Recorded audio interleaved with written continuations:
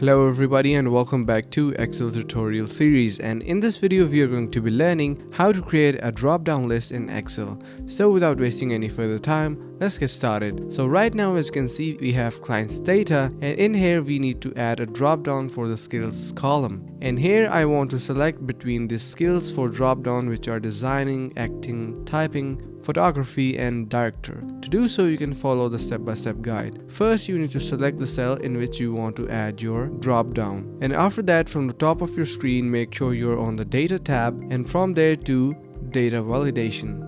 Drop down that, and here you have this option of data validation. Here you'll be able to see that we can select validation criteria. Here you need to select list. Once you do that, now we need to select the source from where the drop down is going to be getting its data. Now you have two ways to select the data. Either you can type in here manually, or you can choose it from your Excel sheet using this icon on the right side. I'm going to be choosing using this icon. You can see a data validation window is opened up, and now I'm going to be selecting the data that is going to be displayed in that particular drop down. Once you're done, click on this icon again. You can see it has fetched the data from the source. Click on OK, and now here you can see that we have this little symbol now popping up in front of our skills cell. Now you can copy the same formatting for your entire cells, so you have drop downs for each individual cell. Now when I click on this drop down, here you can see I have the data that I selected from the skills for drop down table that I created. So you can just select any of these.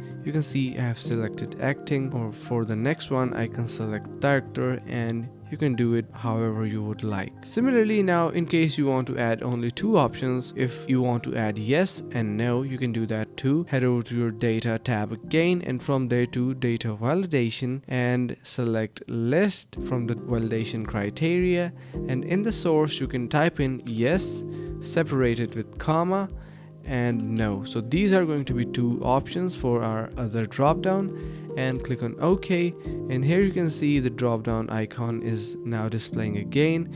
You can copy that for other cells as well, and now when you click on this, you can see we have only two options that we added manually. So you can select yes or no, and however you would like to use it. So that's pretty much it for how to create a drop down in Excel, and I really hope you learned something new. If you did so, make sure to subscribe to the channel, like the video and share with your friends. Thanks for watching. See you in the next one.